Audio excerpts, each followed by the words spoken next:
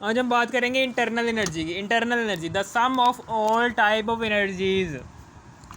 Internal energy the sum of all type of energies, यानी कि potential energies and kinetic energy.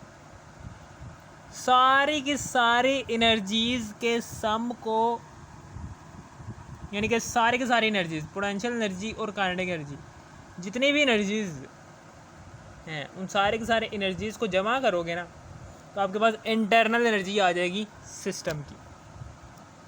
ठीक है ना, समझ आ गया आपको? ये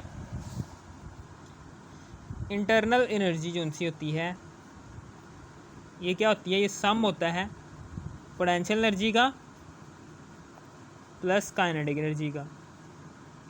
ठीक है, इसकी रिप्रेजेंटेशन है, इंटरनल एनर्जी को हम रिप्रेजेंट करते हैं ई से। ई से रिप्रेजेंट करते हैं इसी तरीके से। ठीक है ना, ये है। अब उसके बाद internal energy is the state function. ये जो सा इंटरनल एनर्जी होता है ना, ये क्या है? ये स्टेट फंक्शन होती है। इंटरनल एनर्जी जो सी होती है ना,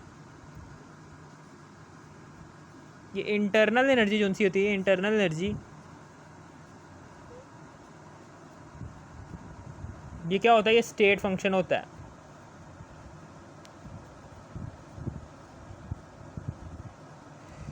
इंटरनल एनर्जी क्या होता है? ये स्टेट फंक्शन है। इंटरनल एनर्जी को हम स्टेट फंक्शन कहते हैं। Internal energy is the state function. ये क्या होता है? ये स्टेट फंक्शन होता है। Internal energy is the state function. State function में हमने क्या पढ़ा था कि सिस्टम की इनिशियल स्टेट जो सी है, सिस्टम की इनिशियल स्टेट जो सी है, इंटरनल एनर्जी जो सी होती है, ये स्टेट फंक्शन के ऊपर डिपेंड करे। Internal energy is the state function. ये स्टेट फंक्शन ही होता है। स्टेट फंक्शन में हमने क्या पढ़ा था कि सिस्टम की इनिशियल कंडीशन जो सी होती है, सिस्टम जो सा है उसकी इनिशियल कंडीशन फाइनल कंडीशन, यानी कि सिस्टम है उसकी जो सी इनिशियल कंडीशन है, यानी कि इनिशियल वैल्यू जो सी है, सिस्टम की जो सी इनिशियल वैल्यू है, सिस्टम है फॉर एग्जांपल वो वॉल्यूम की वैल्यू है, फॉर एग्जांपल वो वॉल्यूम है, सिस्टम की जो सी इनिशियल वैल्यू आपने मौजूद है सिस्टम के अंदर, वो जो उनसे इनिशियल वैल्यू से जो उनसे सिस्टम की फ़ाइनल वैल्यू कैलकुलेट की है, वो फाइनल वैल्यू किस पाथ से कैलकुलेट की है? क्या वो बॉयल्स लॉ से कैलकुलेट किया आपने फ़ाइनल वैल्यू सिस्टम की, या फिर सिस्टम की फ़ाइनल वैल्यू आपने चार्ल्स लॉ की मदद से कैलकुलेट की है? किस पाथ से आपने सिस्टम की फ़ाइनल वैल्यू निकाली है, उस पाथ के ऊपर डिपेंड नहीं करती। सिस्टम की फ़ाइनल वैल्यू जो सी है वो उस पाथ के ऊपर डिपेंड नहीं करती कि कौन से पाथ से आपने सिस्टम की फ़ाइनल वैल्यू कैलकुलेट की है। क्या वो बॉयल्स लॉ था, क्या वो चार्ल्स लॉ था, किस पाथ से आपने कैलकुलेट की है? ठीक है ना, इसी तरीके से ये इंटरनल एनर्जी है कि इंटरनल एनर्जी जो सी है ये भी डिपेंड नहीं करती कि कौन से पाथ से आप एनर्जी कैलकुलेट करने जा रहे हो। बस ये इंटरनल एनर्जी डिपेंड करती है इनिशियल वैल्यू पर और फाइनल वैल्यू पर। ये डिपेंड नहीं करती कि किस पाथ से आपने फाइनल वैल्यू कैलकुलेट की है सिस्टम की, वो वाला पाथ पर डिपेंड नहीं करती ये इंटरनल एनर्जी। ठीक है ना, यानी कि स्टेट फंक्शन ही है। ठीक है, समझ आ गया आपको? अब उसके बाद एनर्जी कौन सी होती है, किस तरह से कैलकुलेट कर सकते हैं? Energy, potential energy between the bonds of molecules और एटम्स। पोटेंशियल एनर्जी क्या होती है? Between the bonds of molecules और एटम्स। एनर्जी को हम कैलकुलेट कर सकते हैं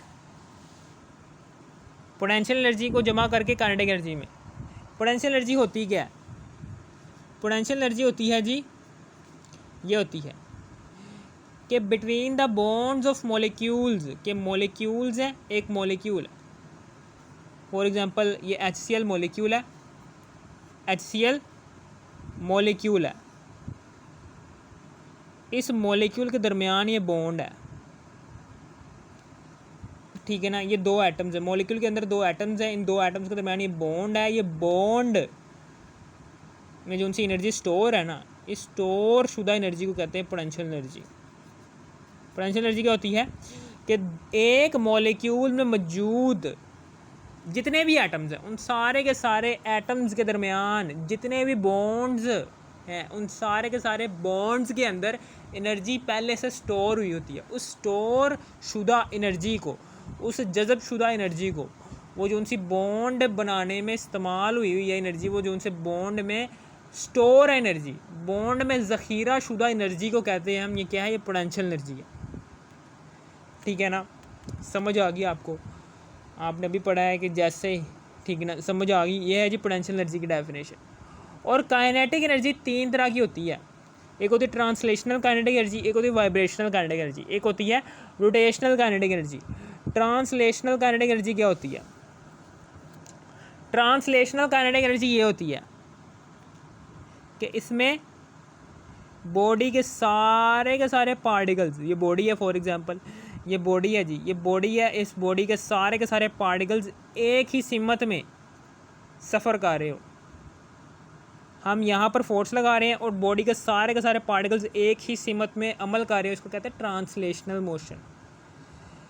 कि जब भी आप किसी भी बॉडी के ऊपर फोर्स लगाएं और उस बॉडी के सारे पार्टिकल्स जितने भी हैं वो एक ही डायरेक्शन में मूव करें, इसको हम कहते हैं ट्रांसलेशनल मोशन। और वाइब्रेशनल मोशन क्या होती है? इसमें क्या होता है? इसमें बॉडी है वो अपनी जगह पर ही रहता है, लेकिन अपनी जगह पर इधर उधर हरकत कर रहा होता है, वाइब्रेट कर रहा होता है अपनी जगह पर। ये एक बॉडी है, ये अपनी जगह पर इधर उधर हरकत कर रहा होता है, वाइब्रेट कर रहा होता है। इसको कहते हैं वाइब्रेशनल मोशन। ठीक है, मिसाल के तौर पर NaCl का स्ट्रक्चर है, ये NaCl का स्ट्रक्चर है जी, ये लो।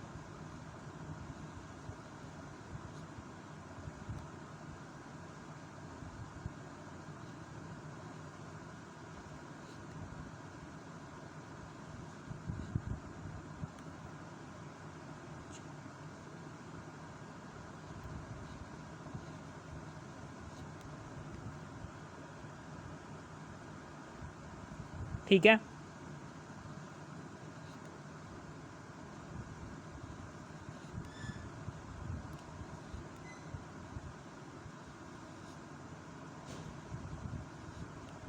ये है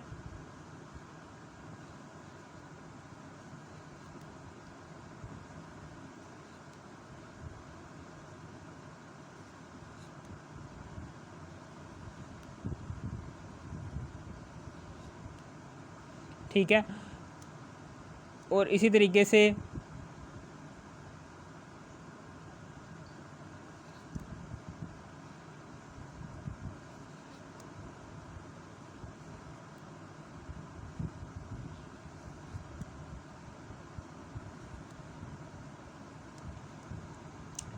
वाइब्रेशनल मोशन क्या होती है कि जब इसको हीट करें ना, तो ये जो सा मॉलिक्यूल है NaCl का, ये सोडियम है बड़ा वाला, ओहो ये बड़ा वाला क्लोरीन है, ये छोटा वाला सोडियम है।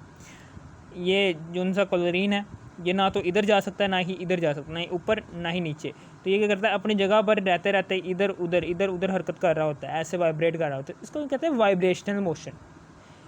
कि एक एटम है वो अपनी जगह पर फिक्स ही है, अपनी जगह पर मौजूद है, लेकिन अपनी जगह पर ही वो इधर उधर, कभी इधर जा रहा है कभी इधर जा रहा है, ऐसे वाइब्रेट कर रहा होता है। इसको हम कहते हैं वाइब्रेशनल मोशन। ठीक है ना। और रोटेशनल मोशन क्या होती है? इसमें क्या होता है? इसमें एक बॉडी रोटेट कर रहा होता है अपने एक्सिस के गिर्द। मिसाल के तौर पर ये है जी ज़मीन है, ये ज़मीन है, सर्कल फॉर एग्जांपल, ये सर्कल है, ये सर्कल का बिल्कुल ये सेंटर है। ठीक है ना। ये सर्कल क्या कर रहा है? अपने इसी सेंटर के गिर्द अपने आप को इस तरह से घुमा रहा है। ये सर्कल है, इस सर्कल का ये सेंटर है, ये सर्कल क्या कर रहा है? अपने सेंटर के गिर्द इसी तरह से रोटेट हो ही जा रहा है। इसको कहते हैं रोटेशनल मोशन। ज़मीन भी ऐसे ही करती है, ज़मीन अपने एक्सिस के गिर्द इसी तरह रोटेट करती रहती है। इसको कहते हैं रोटेशनल मोशन। इस तरीके से तीनों के तीनों काइनेटिक एनर्जी की जो सी टाइप्स हैं वो मैंने आपको बता दिया। ट्रांसलेशनल मोशन में क्या होता है, ट्रांसलेशनल काइनेटिक एनर्जी में क्या होता है, बॉडी, एक बॉडी है, वो बॉडी के सारे पार्टिकल्स एक ही सीमत में जा रहे हों, बॉडी पर फोर्स लगे और बॉडी के सारे पार्टिकल्स एक ही डायरेक्शन में मूव करें, इसको कहते हैं ट्रांसलेशनल मोशन। वाइब्रेशनल मोशन में क्या होता है, एक बॉडी है, वो अपनी जगह पर ही मौजूद है, ठीक है ना, लेकिन अपनी जगह पर मौजूद है, अपनी जगह पर रहते ही वो वाइब्रेट करना शुरू कर दे, कभी इधर जाए कभी उधर जाए, कभी इस तरह से वाइब्रेट करे, उसको कहते हैं वाइब्रेशनल मोशन। रोटेशनल मोशन क्या होता है, एक बॉडी का, एक सर्कुलर बॉडी का अपने एक्सिस के गिर्द रोटेट होना, इसको कहते हैं रोटेशनल काइनेटिक एनर्जी, ठीक है ना। समझ आ गई आपको। इन सारी की सारी काइनेटिक एनर्जीज़ को जब आप जमा करोगे, फिर पोटेंशियल एनर्जी में जमा करोगे और आपके पास इंटरनल एनर्जी आ जाएगी। लेकिन ये बहुत ही ज़्यादा मुश्किल होता है इंटरनल एनर्जी को कैलकुलेट करना। आप इंटरनल एनर्जी को कैलकुलेट बहुत ही ज़्यादा मुश्किल से करोगे, क्योंकि वाइब्रेशनल काइनेटिक एनर्जी कैलकुलेट करना बहुत ज़्यादा मुश्किल है, रोटेशनल काइनेटिक एनर्जी को कैलकुलेट करना बहुत ज़्यादा मुश्किल है, इसी तरह ट्रांसलेशनल काइनेटिक एनर्जी को भी कैलकुलेट करना बहुत ज़्यादा मुश्किल है, ठीक है ना। इन एनर्जीज़ को कैलकुलेट करना बहुत ज़्यादा मुश्किल होता है।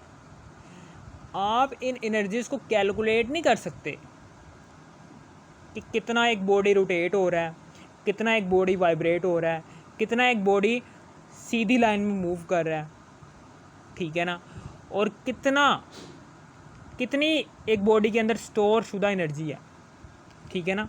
समझ आ गई। आप इन एनर्जीज़ को, पोटेंशियल एनर्जी और काइनेटिक एनर्जी को कैलकुलेट नहीं कर सकते, इसलिए आप इंटरनल एनर्जी को बहुत ही ज़्यादा मुश्किल से कैलकुलेट कर सकते हो। लेकिन आप डिफरेंस निकाल सकते हो इंटरनल एनर्जी का, यानी कि E2 माइनस E1, ये डिफरेंस निकाल सकते हो कि इंटरनल एनर्जी जो सी पहले वाली इंटरनल एनर्जी थी ना, उस internal energy, initial internal energy को, ये क्या है, ये इनिशियल इंटरनल एनर्जी है, इनिशियल इंटरनल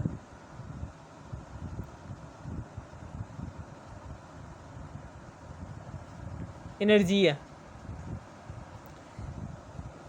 E2 क्या है, ये फाइनल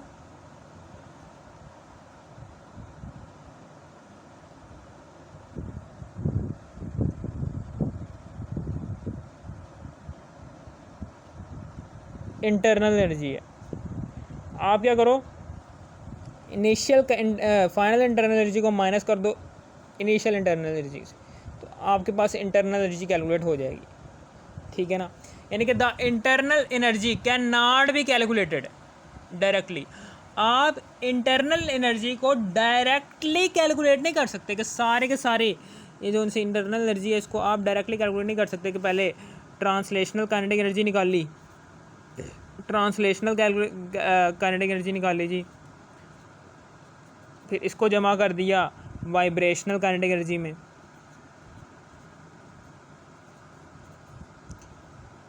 फिर इसको जमा कर दिया उसमें रोटेशनल काइनेटिक एनर्जी में,